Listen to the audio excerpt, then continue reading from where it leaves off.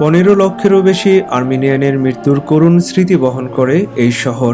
ইরানের বুকে লুকিয়ে আছে 400 বছরেরও বেশি পুরানো এক আর্মেনিয়ান খ্রিস্টান সম্প্রদায়ের ইতিহাস। প্রায় 1.5 লক্ষ আর্মেনিয়ানকে আশ্রয় দেওয়ার উদ্দেশ্যে গড়ে তোলা হয়েছিল ইউরোপীয় স্থাপত্য শৈলীতে নির্মিত এই নিউ জুলফা এলাকা।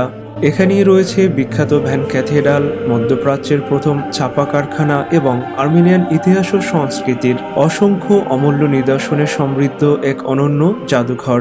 এই স্থানটি ঘুরে দেখার পর আর্মেনিয়ান জনগণ, তাদের সংস্কৃতি এবং ইতিহাস সম্পর্কে আমার ধারণাই বদলে গেছে। আজকের এই ব্লগে আমি আপনাদের সাথে শেয়ার করব এই আর্মেনিয়ান সম্প্রদায়ের গল্প, তাদের সংগ্রাম, তাদের ঐতিহ্য এবং ইতিহাসের কিছু অজানা অধ্যায়। স্বাগত জানাচ্ছি আপনাদের সবাইকে আরও একবার ইস্পাহান, ইরান থেকে। সাথে রয়েছি আমি তৌহিদ এবং আপনারা দেখছেন আমার travel channel evergreen traveller BD. আমি এখন ট্যাক্সি করে যাচ্ছি আর্মেনিয়ান কোয়ার্টার দেখার জন্য, যা ইস্পাহানের জায়ন্দে নদীর পাশে গড়ে ওঠা নিউ জুলফা নামক এরিয়াতে অবস্থিত। নিউ জুলফা হচ্ছে আজ থেকে 400 বছর আগে পারস্যের শাসক শাহ আব্বাস প্রথম তৎকালীন অটোমান সাম্রাজ্যের সীমান্ত থেকে প্রায় 1.5 লক্ষ আর্মেনিয়ান খ্রিস্টানকে তাদের নিজ শহর জুলফা থেকে ইস্পাহানে নিয়ে আসেন। তাদের ভিতরে ছিল দক্ষ কারিগর, ব্যবসায়ী ও শিল্পী উল্লেখযোগ্য। আমি এখন জায়ন্দে রিভারের উপরে মার্নান ব্রিজ পার হচ্ছি। তো আপনাদের সাথে যা বলছিলাম, সেই পুরানো জুলফা ছিল আরাস নদীর তীরে, যা বর্তমান আর্মেনিয়া ও আজারবাইজানের সীমান্ত অঞ্চলে পড়েছে এবং সেই সময় তা অটোমান সাম্রাজ্যের অধীনে ছিল। শাহ আব্বাস সেই সব আর্মেনিয়ানদের তাদের বাণিজ্যিক দক্ষতার কারণে ইস্পাহানে বসতি স্থাপনের সুযোগ করে দেন। সেই নূতন বসতির নাম রাখা হয় নিউ জুলফা। খুব দ্রুত এই এলাকা আন্তর্জাতিক বাণিজ্যের একটি গুরুত্বপূর্ণ কেন্দ্র হয়ে ওঠে। আর্মেনিয়ান ব্যবসায়ীরা ইরানকে ইউরোপ, ভারত এবং পূর্ব এশিয়ার সাথে সংযুক্ত করেছিলেন। আমি এখন নিউ জুলফাতে চলে এসেছি। তো আমি এদিক থেকে আসলাম, আমাকে এখানে রেখে ট্যাক্সি এই রোড দিয়ে আবার চলে গেল। এখানে চারপাশে লক্ষ্য করে যেটা দেখতে পাচ্ছি, এই এলাকাটা ইস্পাহানের অন্যান্য অংশের তুলনায় কিছুটা আলাদা, অনেকটা ইউরোপিয়ান ধাঁচের। এই নিউ জুলফা শুধু একটি ঐতিহাসিক স্থান নয়, এটি কিন্তু এখনো একটি জীবন্ত কমিউনিটি। আমি এখন দাঁড়িয়ে আছি এই নিউ জুলফার সবচেয়ে বিখ্যাত স্থাপনা ভ্যান ক্যাথেড্রালের সামনে। ভ্যানকে একটি আর্মেনিয়ান শব্দ যার অর্থ হচ্ছে মঠ বা মনেস্ট্রি। এই ক্যাথেড্রালের নির্মাণ শুরু হয় সপ্তদশ শতকে এবং এটি আজও ইরানের আর্মেনিয়ান খ্রিস্টান সম্প্রদায়ের অন্যতম প্রধান ধর্মীয় কেন্দ্র।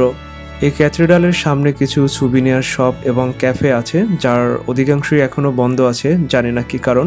আউটসাইড থেকে এই ক্যাথেড্রালটিকে দেখে মনে হচ্ছে না এটি কোনো চার্চ, মনে হবে যে কোনো পারস্যের ঐতিহ্যবাহী মসজিদ। এর কারণ হচ্ছে স্থানীয় মুসলিম স্থাপত্যের সাথে মিল রেখে এর উপরে একটি বিশাল গম্বুজ তৈরি করা হয়েছিল। এ ধরনের চার্চ কিন্তু পৃথিবীতে খুবই কম আছে।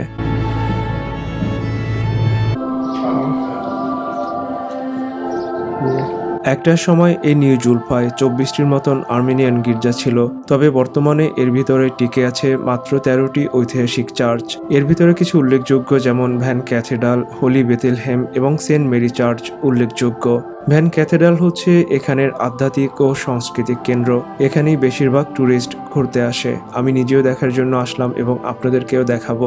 আশা করছি আপনাদের কাছেও আমার এই ধারাবাহিক ভ্রমণ ব্লগগুলি অনেক ভালো লাগবে, কারণ ইরান তো আমাদের কাছে অনেকটাই আনসিন। আমি কোনো বাংলাদেশি ট্রাভেল ব্লগারকে সেখানে ব্লগ করতে দেখিনি।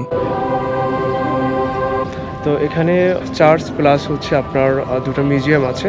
তো প্রথমে আমি 2টা মিউজিয়াম দেখব, এরপরে যে গির্জা আছে ওখানটায় যাব। আর ভিতরের ওয়েদারটা অনেক চমৎকার, যদিও রোদ, কিন্তু হচ্ছে বাতাস অনেক কুল। ওকে, অনেক ভিজিটর আসছে এখানে, আর কিছু আবার যাচ্ছে। তো এটা এমন একটা প্লেস যেখানে সব ধর্মের লোকেরাই আসে। এটা একটা দর্শনীয় এবং হিস্টোরিক্যাল প্লেস ওদের। তো হচ্ছে আমিও এখন ঘুরবো। আর যে গির্জা আছে ওখানে যেতে কারো এরকম বিধিনিষেধ নেই, কারণ আমি যখন এখানে প্রবেশ করি ওইরকম আমাকে কোনো ইনস্ট্রাকশন দেওয়া হয়নি। তো হচ্ছে চলুন প্রথমে মিউজিয়াম 2টি দেখে পরে গির্জায় যাব। প্রকৃতপক্ষে ইরান সারা পৃথিবীর কাছেই আনসিন, কারণ আপনারা জানেন অনেকগুলি স্যাংশন দিয়ে সারা পৃথিবী থেকে ইরানকে অবরুদ্ধ করে রাখা হয়েছে। তবে এই স্যাংশনের যে কতটা যৌক্তিকতা আছে, কতটা সততা আছে, তা আপনারাও ভালো করে জানেন।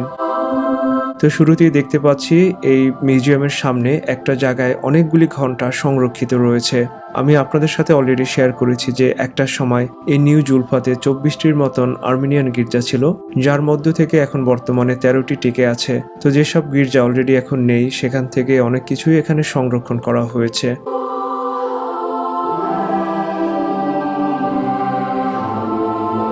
The Armenian Ethnographic Museum of New Julfa। Just আপনারা ভিডিও পজ করে এটা পড়ে নিতে পারবেন, এটার যে ইতিহাস। এখানে আছে যে প্রথম মিউজিয়াম আর্মেনিয়ান। ঢাকাও তো আমাদের ওখানে একটা আর্মেনিয়ান গির্জা বা কিছু একটা আছে, তাই না? বা আর্মানি টোলা। কয়টা ভাষা লেখা এবং ইংরেজি। এখানটা একটা ম্যাপ দেওয়া আছে।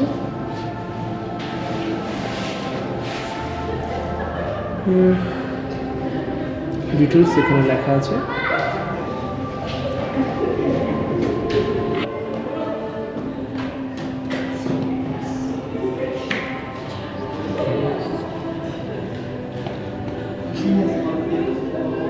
কনসেপ্টটা আসলে খুবই সুন্দর, যে কোনো বিখ্যাত ব্যক্তিবর্গের ছবি রেখে সেটা ম্যাগনিফাইং করে একদম জীবন্ত আকারে ফুটিয়ে তোলা হচ্ছে। পার্সিয়ান ছোট একটি বাচ্চা আমার গা ঘেঁষে ঘুরঘুর করছে, কিছু একটা বলছে ওদের ভাষায়, আমি যা বুঝতে পারছি না। বাচ্চাটি খুবই চঞ্চল এবং আদুরে টাইপের। ওর এই দুষ্টামি দেখে ওর মা বাবা মজা নিচ্ছে, তারা হাসছেন দূর থেকে আর কি। এখানে এত ভিজিটর চলে আসছে, আমি এখানে আর বেশি করে স্টে করতে পারছি না, তাই ভিডিও করে নিচ্ছি, পরে করে নেব, ভিডিও থেকে দেখে নেব। ওকে, থ্যাংক ইউ। তো ব্যাপার হচ্ছে এখানে আমার একার মতন অত রিল্যাক্সেশন নেই, যেমন নিজের মতন করে যতক্ষণ বসে আমি ভিডিও শুট করবো। No way. আচ্ছা, ওই বাচ্চাটা খুব কোনটা। Hello, it will break, it will break.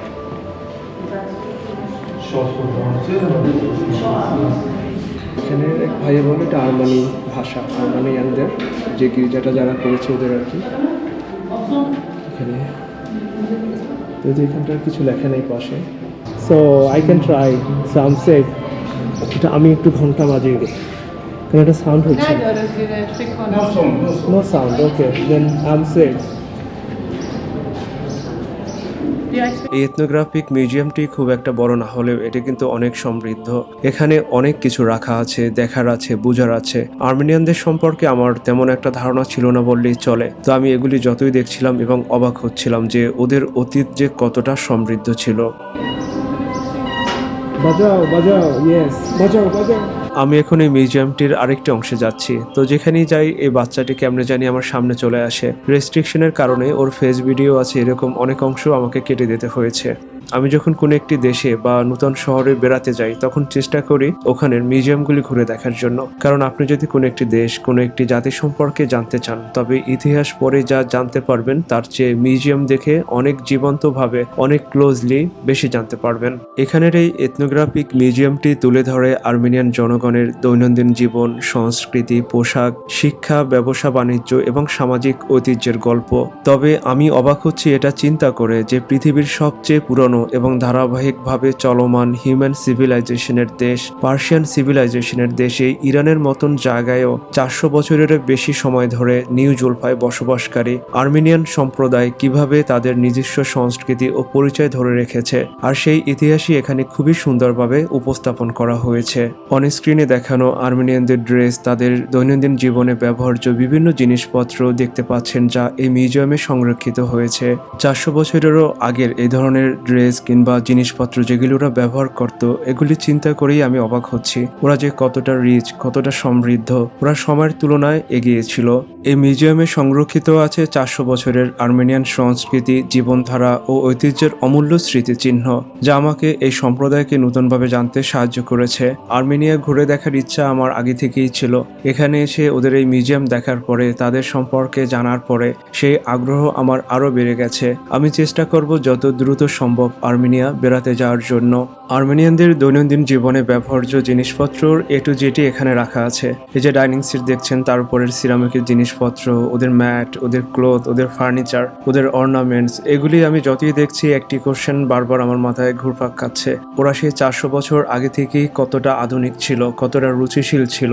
Shah Abbas the great প্রথম সম্পর্কে বলতে গেলে বলতে হয় যে উনি আসলেই অনেক মহান ছিলেন। একজন শাসক কতটা বিচক্ষণ হলে এ ধরনের একটি যুগান্তকারী সিদ্ধান্ত নিতে পারেন। প্রথম বিশ্বযুদ্ধের সময় করুণ পরিণতির শিকার হওয়া 1.5 লক্ষ আর্মেনিয়ানকে তাদের দেশ থেকে এনে উনি ওনার নিজের দেশে এভাবে পুনর্বাসিত করেছেন। নূতন একটি শহর দিয়েছেন নিউ জুলফা নামে, তাদের ধর্মীয় স্বাধীনতা দিয়েছেন, তাদের নিজের মতন করে বিকশিত হওয়ার স্বাধীনতা দিয়েছেন। ফেলে আসা 1.5 লক্ষ আর্মেনিয়ানের জন্ম শহর জুলফার নামের সাথে মিল রেখে শাহ আব্বাস প্রথম এই শহরের নামকরণ করেছেন নিউ জুলফা। একজন শাসক কতটা মানবিক হলে এই ধরনের একটি সিদ্ধান্ত নিতে পারেন একবার চিন্তা করে দেখেন। আসলে শুধুই এইসব শাসকের নামের পিছনে মহান শব্দটা যোগ করা হয়নি, ওনারা সে ধরনের কাজ করেছেন এবং ইতিহাসও তাদের যোগ্য স্থানে স্থান দিয়েছেন।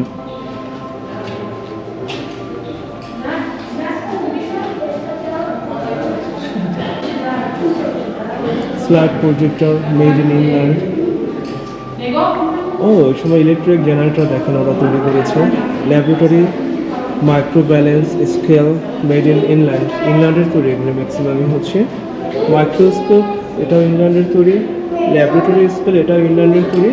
তো দেখা যায় ওরা যারা ধর্মীয় মিশনারি ছিলেন, ওরা এর পাশাপাশি বিজ্ঞান চর্চাও করতেন। এর একটা প্রমাণ এই যে দেখেন, অ্যাস্ট্রোলজিক্যাল ব্যাপার স্যাপার এখানে, দ্যাটস ফাইন।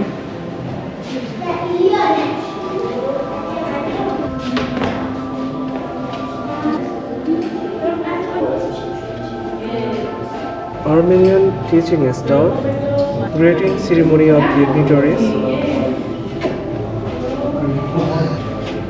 এখানে ফিল্ম ওরা দেখাতো বা ফিল্ম আর প্রচলন ছিল এখানে। সিনেমাটোগ্রাফিক অ্যানাউন্সমেন্ট, চিন্তা করেন।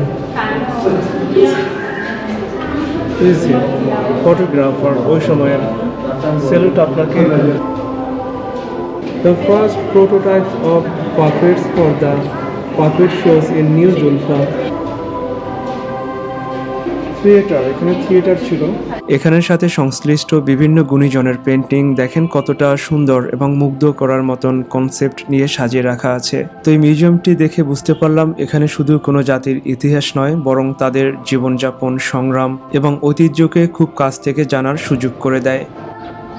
তো একটা মিউজিয়াম দেখা হয়ে গেছে আমার, এখন আরও একটা মিউজিয়াম আছে, তারপরে হচ্ছে গির্জা আছে, ওটার ভিতরে যাব। আর এটা হচ্ছে এখানে যারা স্টাফ আছেন ওনাদের অফিস কক্ষ, ওখানে টুরিস্ট আর নট অ্যালাউ। ওকে, সূর্যের আলোর কারণে কিছু ছবি মানে ঝলসে যাচ্ছে, আমি বুঝতে পারছি। দেখেন গাছগুলি অনেক সুন্দর না, কত সুন্দর।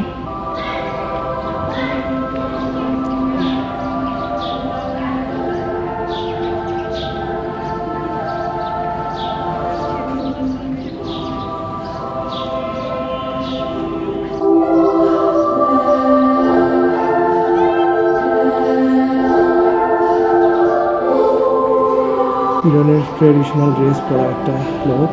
আমি মনে করেছিলাম যে এটি সেই আরেকটি মিউজিয়াম, কিন্তু দেখলাম যে না, এটি ভ্যান ক্যাথেড্রালের প্রবেশ পথ। লম্বা এই করিডোর পার হয়ে ভ্যান ক্যাথেড্রালের মেইন অংশে যেতে হয়। তো এই করিডোর হচ্ছে অনেক সুন্দর করে সাজানো, বিশেষ করে এর সিলিং অসাধারণ সব পেন্টিং রয়েছে। আরও কি কি আছে চলুন দেখতে থাকি।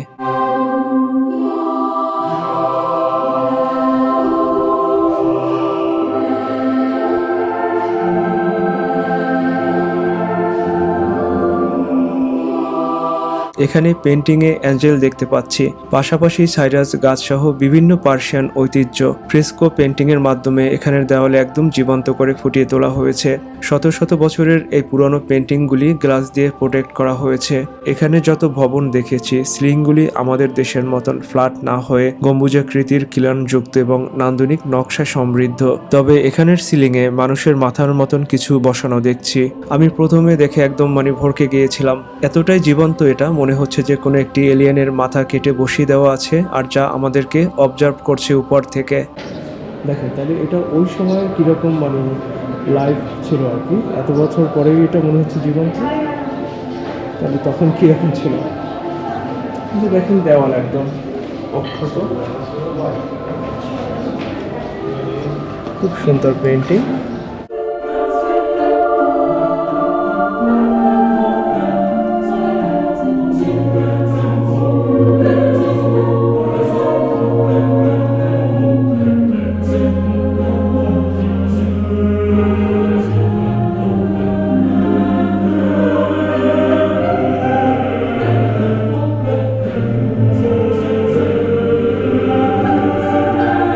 আমি এখন এই ভ্যান ক্যাথেড্রালের একদম মূল অংশের ভিতরে রয়েছি। তো এখানে প্রবেশ করার পরে আমি অনেকটা তাজ্জব হয়ে গেছি যে চারদিকে এত পেন্টিং, এত জীবন্ত, এগুলি মনে হবে পেন্টিং এর এই ঘটনাগুলি আমি সামনে থেকে জীবন্ত দেখতে পাচ্ছি। এর আগে আমি অনেক গির্জা দেখেছি, পেন্টিং দেখেছি, কিন্তু এতটা জীবন্ত পেন্টিং দেখিনি। আসলে এই ভবনটি বাইরে থেকে আপনি যদি দেখেন খুবই সাধারণ মনে হতে পারে, কিন্তু ভিতরে প্রবেশ করলেই চোখে পড়বে অসাধারণ সব ফ্রেস্কো, সোনালী অলঙ্করণ এবং বাইবেলের বিভিন্ন ঘটনার চিত্র। তবে আমার কাছে যেটি সবচেয়ে বেশি অবাক লেগেছে তা হচ্ছে এখানে আর্মেনীয় খ্রিস্টীয় শিল্পকলা ও পারস্য স্থাপত্যের এক অনন্য সংমিশ্রণ দেখা যায়। এটি শুধু একটি গির্জা নয়, বরং দুই সভ্যতার মিলনের এক জীবন্ত নিদর্শন।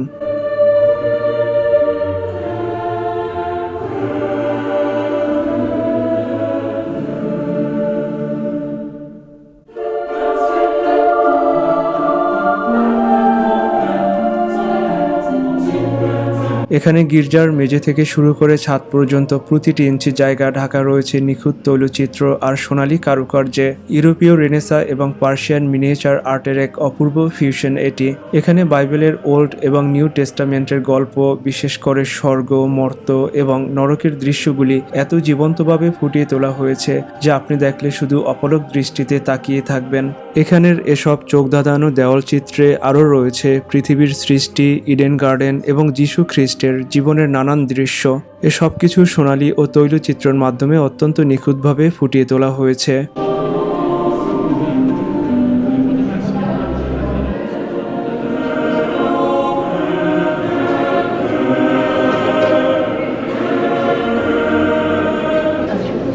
Where are you from? Bangladesh. Thank you so much, man. Isfahan is one of the best cities of the earth to visit. Yes, I think so. Historical. Yes. I think the nature is really great. এখানেও একটি Iranian ফ্যামিলির সাথে আমার পরিচয় হয়েছিল। এই ছেলেটি তার মা বাবার সাথে বেড়াতে এসেছে। আমরা গল্প করেছিলাম, ছবি তুলেছিলাম। আসলে বেশিরভাগ ইরানিয়ানরাই খুবই ফ্রেন্ডলি, অনেক আন্তরিক। এটা শুধু আমি নয়, যত ট্যুরিস্ট ইরানে বেড়াতে গেছেন সবাই এক বাক্যে স্বীকার করেছেন যে ইরানের সৌন্দর্যের পাশাপাশি এখানের মানুষের ফ্রেন্ডলি বিহেভিয়ার তাদেরকে মুগ্ধ করেছে। একজন ট্যুরিস্ট গাইডকে দেখলাম তার গেস্টদের কাছে এই ছবিগুলি সম্পর্কে বলে যাচ্ছে। পার্সিয়ান ভাষায় হওয়াতে আসলে আমি এর কিছুই বুঝতে পারছিলাম না। এখন এখানে অনেক মানুষ আছে, এর বেশিরভাগই হচ্ছে গ্রুপ ট্যুরিস্ট।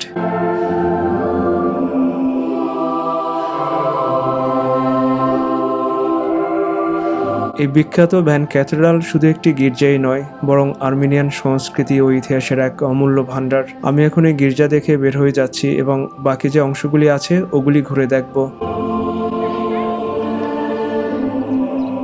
আমি এখন আরো একটি মিউজিয়াম দেখতে যাচ্ছিলাম সুন্দর এই উঠানটি পার হয়ে। এখানের ভবনগুলিতে চোখ পড়তেই খেয়াল করলাম যে ইউরোপীয় ধাঁচের আর্মেনিয়ান স্থাপত্য শিল্প ঐতিহ্যবাহী পার্সিয়ান স্থাপত্য শিল্পর সাথে মিলে চমৎকার একটি ফিউশন তৈরি করেছে।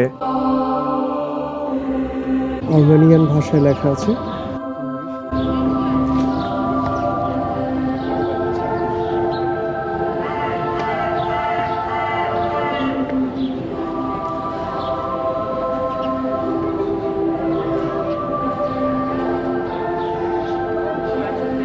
পনেরোশো নব্বই থেকে 1646 সাল। ওকে,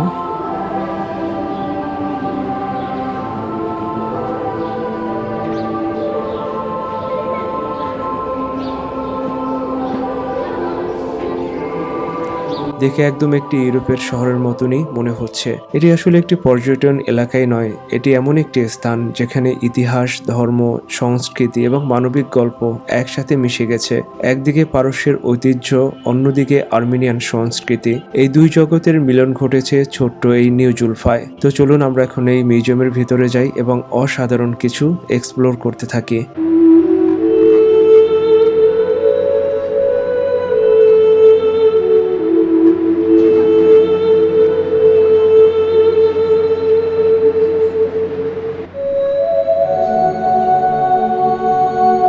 পার্সিয়ান লেডি। এটা চিন্তা করে দেখেন ওই সময় পার্সিয়ান লেডির একটা পেন্টিং, পার্সিয়ান লেডির পেন্টিং, তো তার ড্রেস গেট আপ দেখেন।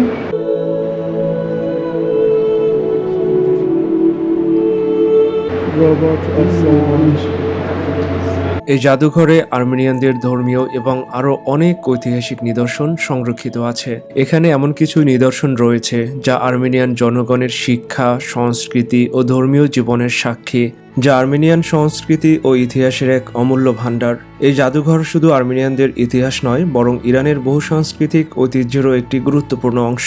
এখানে সংরক্ষিত আছে প্রাচীন বাইবেল, আর্মেনিয়ান দুর্লভ পাণ্ডুলিপি, মধ্যপ্রাচ্যের প্রথম দিকের ছাপা কারখানার নিদর্শন, ধর্মীয় ও সাংস্কৃতিক ঐতিহ্যবাহী অনেক সংগ্রহ, সেই সাথে আর্মেনিয়ান জেনোসাইড মিউজিয়াম এবং মেমোরিয়াল কর্নার। 1636 সালে স্থাপিত মধ্যপ্রাচ্যের প্রথম প্রিন্টিং প্রেস দেখতে পাচ্ছেন। সেই প্রেস থেকে প্রিন্টেড বিভিন্ন বই এখানে সংরক্ষিত হয়েছে। এই জাদুঘরটি ছোট হলেও অনেক সমৃদ্ধ। এখানের সংগ্রহশালা আপনি যদি ঘুরে দেখেন বা এগুলি বোঝার চেষ্টা করেন, তবে আর্মেনিয়া ভ্রমণ না করেও আর্মেনিয়া সম্পর্কে অনেক কিছু জানতে পারবেন, যা পরবর্তীতে আপনাকে আর্মেনিয়া ভ্রমণে বা আর্মেনিয়া জাতি সম্পর্কে জানতে অনেক আগ্রহী করে তুলবে, যা এই নিউ জুলফার বড় একটি সার্থকতা বলে আমি মনে করি। এখানে আর্মেনিয়ান সম্প্রদায়ের মানুষের কিছু ডামি রাখা আছে তাদের ঐতিহ্যবাহী কস্টিউম পরিহিত অবস্থায়। একজন আর্মেনিয়ান লেডি, আপনি ওনার ড্রেসটার দিকে একটু খেয়াল করে দেখেন যে সেই সময় এই ধরনের সুন্দর করে ডিজাইন করে ড্রেস তৈরি করা, ড্রেসের কালার, তাদের অর্নামেন্টস, মানে এগুলি চিন্তা করলে অবাক না হয়ে পারা যায় না যে তাদের ফ্যাশন সেন্স কতটা আগানো ছিল। একজন আর্মেনিয়ান পুরুষ তাদের ঐতিহ্যবাহী ড্রেস পরিহিত অবস্থায়। আমার কাছে কিন্তু এই ড্রেসটা খুবই ভালো লেগেছে। আর্মেনিয়ানদের আউটলুক, তাদের শারীরিক গঠন অনেক সুন্দর। একজন আর্মেনিয়ান সুন্দরীর পোর্ট্রেট আমরা দেখতে পাচ্ছি। আরেকজন আর্মেনিয়ান লেডি, তার মাথা থেকে একদম পা পর্যন্ত যদি আপনি ভালো করে খেয়াল করেন, সেই সময়ে যে এত সুন্দর আধুনিক ড্রেস ওরা তৈরি করত, যা বর্তমান সময়েরও যে কোনো ড্রেস বা ফ্যাশনকে বিট করতে পারে। হোলি বাইবেল।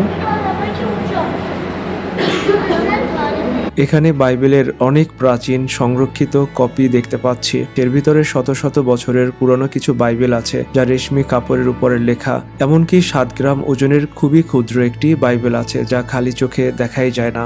শুধু বাইবেল নয়, পবিত্র গ্রন্থ কোরআনেরও অনেক প্রাচীন কপি সংরক্ষিত আছে। হাতে লেখা কোরআন শরীফ দেখতে পাচ্ছেন আপনারা। এটি হচ্ছে আরেকটি কোরআন শরীফ।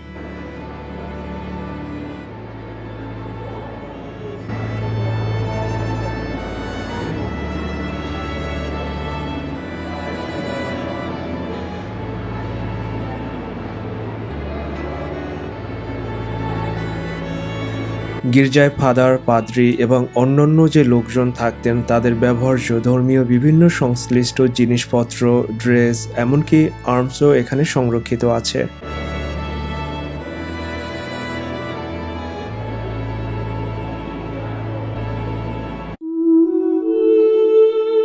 আমি এখন রয়েছি আর্মেনিয়ান গণহত্যা স্মৃতিসৌধ ও জাদুঘরে। এখানে 1915 সালে আর্মেনিয়ান ট্র্যাজেডি সম্পর্কিত দলিল, ছবি ও স্মৃতিচিহ্ন সংরক্ষিত আছে।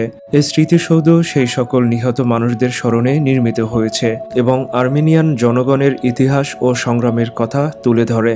এই বিপুল সংখ্যক আর্মেনিয়ানকে বাস্তুচ্যুত হওয়া কিংবা মৃত্যুর মতন করুণ পরিণতি ভোগ করার মতন কি এমন হয়েছিল? প্রথম বিশ্বযুদ্ধের সময় তৎকালীন তুর্কি জাতীয়তাবাদী ইয়ং তুর্ক সরকার এবং অটোমান নেতারা পূর্ব আনাতোলিয়ায় বসবাসরত আর্মেনিয়ানদের রুশ সাম্রাজ্যের সাথে হাত মেলানোর সন্দেহের চোখে দেখতেন। সে সময় অটোমান সাম্রাজ্যের সাথে রুশ সাম্রাজ্যের সীমান্তে সমস্যাও চলছিল।